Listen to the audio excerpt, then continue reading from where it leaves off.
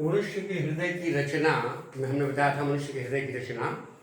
तो हृदय की रचना में पहले हमने बताया कि मनुष्य का हृदय दो अलिंद और दो निलय में बटा हुआ रहता है।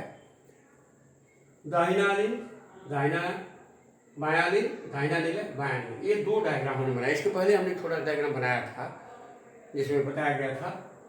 तो यहाँ दाहिने अलिंद में एक अग्र महाशिरा, एक पश्चिम महाशिरा जो खुली हुई है। यहाँ कटा हुआ पूरा सेक्शन है, पूरा कटा हुआ है। ये अग्र महाशिरा है, ये पश्चिम महाशिरा है, ये दाहिना अलिंद है, ये बायां अलिंद है, ये बायां निलय है, ये दाहिना निलय है। ये देखना उसी तरह से ये डायग्राम एरो से हमने दिखा है तीर से कैसे ब्लड आएगा। पहली बात, रक्त पूरे हृदय की रचना में हमने बता दिया कि दोनों अलिंदों में शिराएं जुड़ी हुई है, अलिंद से शिरा जुड़ी है। यहाँ ध्यान में देना है, अग्र महाशिरा, पश्चिम महाशिरा, अग्र महाशिरा, पश्चिम महाशिरा, पल्मोनरी शिराएं, इनकी संख्या क्या होती है? देखो 1 2 3 4, दोनों फेफड़े से, पल्मोनरी में फेफड़ा, दोनों फेफड़े से दो दो शिराएं आती हैं बाएं अलिंद में। बाएं अलिंद में पल्मोनरी शिरा, देखो यहाँ लिखा पल्मोनरी शिरा, पल्मोनरी शिराएं यहाँ। और दाहिने अलिंद में ये शिरा है अग्र महाशिरा, पश्चिम महाशिरा, अग्र महाशिरा, पश्चिम महाशिरा, दोनों अलिंद में शिरा जुड़ी है। और दोनों निलय के ऊपरी भाग से, निलय के ऊपरी भाग से, यहाँ देखो ऊपरी भाग है, यहाँ ये बायां निलय, ये दाहिना निलय, ये पल्मोनरी महाशिरा है जो पल्मोनरी महाधमनी है। और ये महाधमनी है, देखो यहाँ से जा रही है ये महाधमनी, ये पल्मोनरी धमनी, देखो दो पल्मोनरी धमनी है, पल्मोनरी धमनी है दोनों, यहाँ पल्मोनरी धमनी, महाधमनी, पल्मोनरी धमनी हमने लिख दिया। ये दोनों पल्मोनरी, बायां फेफड़ा को, एक दाहिना फेफड़ा को। अब होता क्या है, संपूर्ण शरीर से अशुद्ध रक्त, पहले अशुद्ध रक्त अग्र महाशिरा, पश्चिम महाशिरा के द्वारा आएगा, दाहिने अलिंद में आएगा, और फेफड़ों से पल्मोनरी शिराओं द्वारा शुद्ध रक्त, क्योंकि उसमें ऑक्सीजन है, फेफड़े में ऑक्सीजन है। शुद्ध और अशुद्ध रक्त का मतलब यहाँ जानना बहुत जरूरी है। Oxygenated blood, deoxygenated blood, oxygen युक्त रक्त और ऑक्सीजन कम मात्रा में ऑक्सीजन है, उसको ऑक्सीजन विहीन हम नहीं टोटली कर सकते, कम ऑक्सीजन युक्त रक्त, इसलिए डीऑक्सीजनेटेड, ऑक्सीजनेटेड रक्त, दो तरह के रक्त होंगे। अब यहाँ हमने एक छोटा सा डायग्राम, एक चित्र शब्द के डायग्राम के द्वारा बताने की कोशिश किया है। देखो यहाँ 1 नंबर है, ये 2 नंबर है, ये 3 नंबर है, ये 4 नंबर है, और ये 5 नंबर है, ये 6 नंबर। देखो ये 4 चेंबर बनाए गए, ये बायां अलिंद, ये दाहिना अलिंद, ये बायां निलय, ये दाहिना निलय। सबसे पहले फेफड़ा है, देखो फेफड़े से रक्त पल्मोनरी शिराओं के द्वारा बाएं अलिंद में आएगा। 1 नंबर हमने दिखाया है, फेफड़े से रक्त पल्मोनरी शिरा द्वारा बाएं अलिंद में आएगा। यहाँ आ रहा है तीर से निशान है, बायां अलिंद। तो यहाँ है क्या कि बायां अलिंद बाएं निलय में खुला है, यहाँ अलिंद निलय छिद्र है जिस पर बाईस्पिड वाल्व है, द्विदलीय कपाट, यह है द्विदलीय कपाट, यह है द्विदलीय कपाट, बाईस्पिड वाल्व। ये त्रिदलीय कपाट है, देखो 1 2 ये 3 काट करके दिखाया गया, इसलिए थोड़ा सा इसको समझ में आएगा। त्रिदलीय कपाट, ट्राइस्पिड वाल्व, इसके अंदर आधा चंद्रमा जैसा कपाट है, देखो आधा चंद्रमा, यहाँ बनाया गया, ये आधा चंद्रमा हमने लिख दिया, अर्धचंद्राकार कपाट। ये ध्यान देने की बात है, कपाटों की पोजीशन बहुत जरूरी है ध्यान देना, क्योंकि वाल्व जो होते हैं रक्त परिवहन की दिशा का निर्धारण करते हैं। तो पहले एक संक्षेप में डायग्राम की बात हम समझ लें। मानव हृदय 2 अलिंद और 2 निलय में बटा हुआ, इसकी आंतरिक रचना है, हृदय की आंतरिक रचना। इसमें रक्त का परिवहन कैसे हो रहा है हमने लिखा है, मानव हृदय में रक्त परिवहन कैसे अंदर से हो रहा है, आंतरिक रचना है। दाहिना अलिंद, बायां अलिंद, दाहिना निलय, बायां निलय, ऐसे खड़े हैं। दाहिना अलिंद ऊपर की दाहिना अलिंद, ये बायां हाथ पर बायां अलिंद, दाहिना निलय, बायां निलय, ये हो गया। दाहिना अलिंद दाहिने निलय में खुला, बायां, ये बायां है, बायां अलिंद बायां निलय में खुला बाईस्पिड वाल्व, द्विदलीय कपाट। दाहिना अलिंद दाहिने निलय में खुला, इस क्षेत्र पर ट्राइस्पिड वाल्व पाए जाते हैं, त्रिदलीय कपाट। यहाँ क्लियर दिखाया गया, ये कपाट 3 मुख होता है, इसमें 2 मुख कपाट होता है। अच्छा, ये इसके बाद बाएं दाहिने निलय के ऊपर से, ऊपरी भाग से, दाहिने निलय के ऊपरी भाग में देखो, ये पल्मोनरी धमनी है, ये जा रही है पल्मोनरी धमनी। ये देखो कि दाहिना निलय के ऊपरी भाग से ये पल्मोनरी धमनी गई, ये पल्मोनरी धमनी यहाँ दो भाग में बढ़ जाती है। यहाँ हमने दिखा है दो भाग में बढ़ गई, दाहिना फेफड़ा, बाएं फेफड़ा, दो फेफड़े होते हैं। पल्मोनरी माने फेफड़ा, जो धमनी हृदय से रक्त को फेफड़े में क्यों ले जाए वह पल्मोनरी धमनी, और जो शिरा फेफड़े से रक्त को हृदय में ले आए वह पल्मोनरी शिरा। धमनी हृदय से रक्त को ले जाएगी और शिरा हृदय में रक्त को ले आएगी, ये बात क्लियर हमेशा जानना पड़ेगा।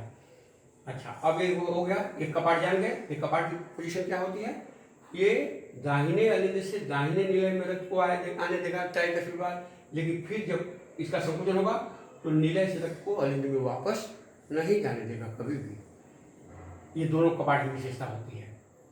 अब देखो यहाँ हृदय की संकुचन और शिथिलन, तो पूरा हृदय तो संकुचित नहीं करेगा, पूरा शिथिल भी एक साथ नहीं होगा। सिस्टोल डायस्टोल, अलिंद में संकुचन होगा तो निलय में शिथिलन होगा। अलिंद में सिस्टोल, संकुचन को कहेंगे सिस्टोल, कॉन्ट्रैक्शन, अंग्रेजी में कहेंगे संकुचन को कॉन्ट्रैक्शन, लेकिन साइंस की भाषा में कहते हैं सिस्टोल। और डायस्टोल, डायस्टोल माने रिलैक्सेशन, शिथिलन। संकुचन जब अलिंदों में होगा तो अलिंद अब रक्त कैसे आ रहा है, देखो एक बार रक्त को कैसे आ रहा है, शरीर के विभिन्न भाग से जो रक्त आएगा वह शुद्ध हो जाएगा। कारण क्योंकि शरीर की हर कोशिका में श्वसन हो रहा है, माइटोकॉन्ड्रिया, साइटोप्लाज्म, श्वसन में आपने पढ़ा। तो जब कार्बन डाइऑक्साइड जो उत्पन्न होगी वो रक्त ही तो लेकर के आएगा फेफड़ा में, रक्त के द्वारा कार्बन डाइऑक्साइड आएगी।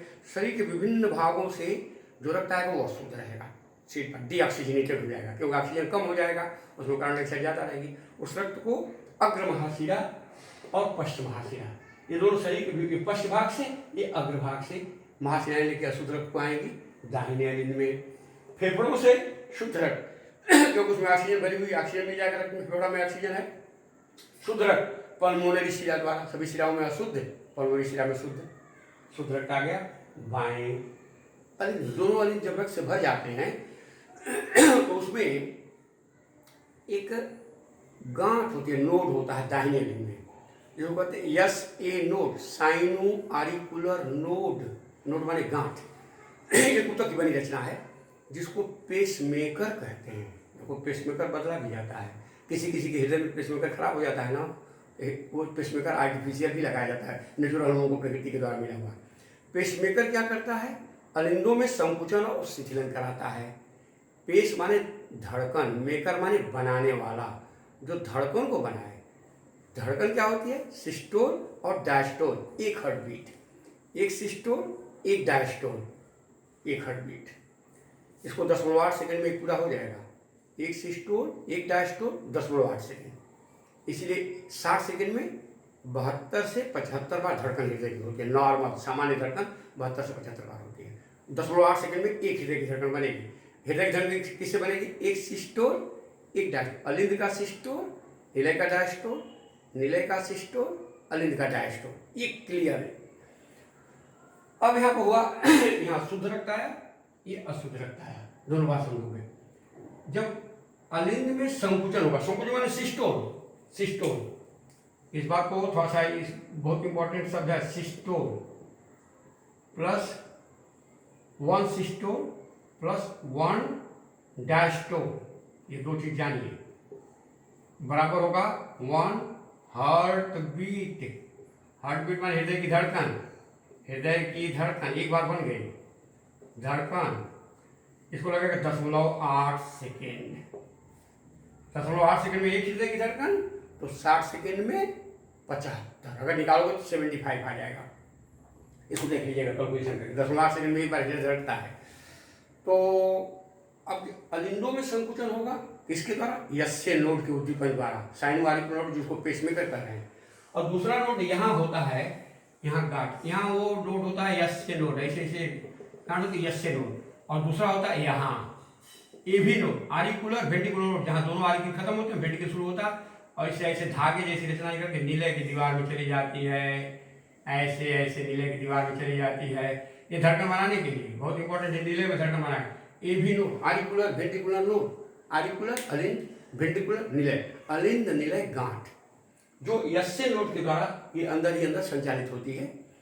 अब देखिए निलय में जब रक्त भर जाएगा अलिंद के संकुचन से क्या होगा, दाहिने अलिंद में के संकुचन से और बाएं अलिंद के संकुचन से ट्राइकस्पिड और बाइकस्पिड वाल्व को धक्का देकर के रक्त जो है अपने अपने निलय में भर जाएगा। जब दोनों निलय रक्त से भर जाएंगे तो निलय में अब संकुचन होगा तो अलिंद में शिथिलन हो जाएगा। निलय में संकुचन जब होगा तो रक्त क्या होगा, दाहिने तरफ का जो शुद्ध रक्त है, सॉरी बाएं निलय का जो शुद्ध रक्त है वो महाधमनी के द्वारा शरीर के विभिन्न भाग में जाएगा, और दाहिने निलय का जो अशुद्ध रक्त है वो पल्मोनरी महाधमनी के द्वारा दोनों फेफड़ों में शुद्ध होने के लिए चला जाएगा, और वहां से शुद्ध होकर के फिर पल्मोनरी शिरा द्वारा बाएं तरफ आएगा। देखो यहाँ चल रहा है, उसी को हमने यहाँ दिखाने की कोशिश किया। एक बार समझो बढ़िया से। अब देखो फेफड़ा से रक्त है ना, फेफड़ा से रक्त आ रहा है 1 नंबर, फेफड़ा से रक्त आ रहा है किस तरह, पल्मोनरी शिरा, यहाँ पल्मोनरी शिरा लिख दिया हमने। ये रक्त आ रहा है कहाँ आ रहा है, दाहिने बाएं अलिंद में, बाएं अलिंद में आएगा। पल्मोनरी शिरा रक्त को लिया नहीं ना, ये बाएं अलिंद में, यहाँ देखो दिया हुआ बाएं अलिंद में आ गया। बाएं अलिंद दूसरा नंबर में क्या होगा, जब अलिंद में संकुचन होता है या बाइकस्पिड वाल्व है, इसको देखो हमने तीर दिखाया धक्का देके, बाएं निलय में, बाएं निलय है, ये बाएं निलय में आ गया। अब बाएं निलय से तीसरा चल रहा, बाएं निलय से कहाँ चल रहा है, देखो बाएं निलय से रक्त यहाँ लौट के कहाँ जा रहा है, महाधमनी। बाएं निलय से रक्त कहाँ आएगा, 3 नंबर में शरीर के अंग में। शरीर के अंग में कैसे जाएगा, महाधमनी के द्वारा, महाधमनी के द्वारा शरीर के अंगों में जाएगा। जब शरीर के अंगों में जाएगा तो रक्त शुद्ध हो जाएगा, क्योंकि उसमें कार्बन डाइऑक्साइड ज़्यादा मिल जाएगी। वो कार्बन डाइऑक्साइड युक्त रक्त, डीऑक्सीजनेटेड रक्त अब यहाँ पर चलेगा शारीरिक अंग से। जब शारीरिक अंग चलेगा अशुद्ध रक्त महाशिरा, अब महाशिरा है, अशुद्ध रक्त यहाँ से महाशिरा में जाएगा, अग्र महाशिरा और पश्चिम महाशिरा। देखो दोनों महाशिरा हमने केवल लिखा है यहाँ पर। महाशिरा के बाद 4 नंबर पर आ रहा है। ये महाशिरा कहाँ लेके आ रही है, 5 नंबर आ रही है। ये महाशिरा कहाँ लेके आ रही है, दाहिने अलिंद में। देखो यहाँ दाहिने अलिंद लेके आ गई, अग्र महाशिरा पश्चिम महाशिरा, केवल महाशिरा यहाँ दिखाया गया। छोटा सा डायग्राम किताब में मिलेगा, इसको देखो खूब बड़े समझ मिलेगा। तो आ गया 5 नंबर। अब यहाँ से जब अलिंद में आ गया तो फिर इस अलिंद से आएगा दाहिने निलय में। अब यहाँ से आ गया दाहिने निलय में। अब दाहिना निलय देखो, दाहिना निलय से रक्त, अब यहाँ देखो 30 हमने लिखा है, दाहिना निलय से ये रक्त जा रहा है अशुद्ध रक्त, देखो अशुद्ध पल्मोनरी धमनी। दाहिना निलय से कहाँ जा रहा है, पल्मोनरी धमनी, यहाँ से जाएगा पल्मोनरी धमनी, और पल्मोनरी धमनी यहाँ जा रहा है फेफड़ा में, तो फेफड़ा में आ गया।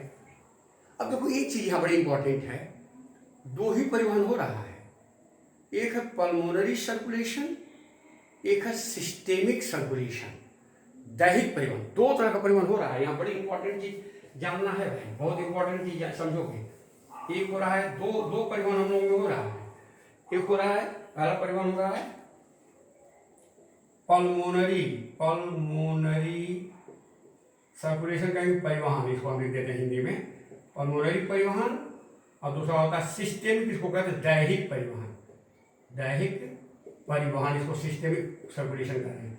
सिस्टेमिक दोहरा परिवहन हो रहा है। देखो कैसे हो रहा है, फेफड़ा से रक्त आया, पल्मोनरी शिरा द्वारा बाएं अलिंद में आया, बाएं अलिंद से बाएं निलय में आया, 2 नंबर हुआ ना बाएं अलिंद में। तीसरा नंबर क्या हुआ, शरीर के अंग में, शरीर में गया, दैहिक परिवहन हो गया। अब शरीर के अंग से कहाँ जा रहा है, शरीर के अंग से अशुद्ध होकर के चला गया दाहिने अलिंद, दाहिने से दाहिने निलय, और दाहिने निलय से जब निकल रहा है तो फेफड़ा में जा रहा है, फेफड़े द्वारा पल्मोनरी परिवहन हो गया। फेफड़ा से शरीर के अंग से फेफड़ा, यानी फेफड़े के बीच जो परिवहन हो रहा है उसको कह रहे हैं पल्मोनरी सर्कुलेशन। और फेफड़े के बाद शरीर के अंगों में जो रक्त जा रहा है, फेफड़ा से ही शरीर के अंग में जाएगा। फेफड़ा से कहाँ है, बाएं अलिंद में, बाएं अलिंद से बाएं निलय में, और बाएं निलय से पल्मोनरी महाधमनी, पल्मोनरी नहीं, केवल महाधमनी, एओर्टा जिसको कहते हैं, उस महाधमनी के द्वारा शरीर के विभिन्न भागों में जा रहा है। सिर में जा रहा है, हाथ में जा रहा है, पैर में जा रहा है, शरीर का अंग, इसे शारीरिक अंग यहाँ हो गया। इस तरह से दोहरा परिवहन हम लोगों को होता है, मानी पूरा रक्त को एक चक्कर पूरा करने में हृदय से 2 बार गुजरना पड़ता है। अब 2 बार गुजरने के बाद यहाँ समझ लीजिए। अब यहाँ देखिए 2 बार, इससे बड़ा सुंदर समझ में आएगा। यहाँ 2 बार इसको भी समझा देते हैं।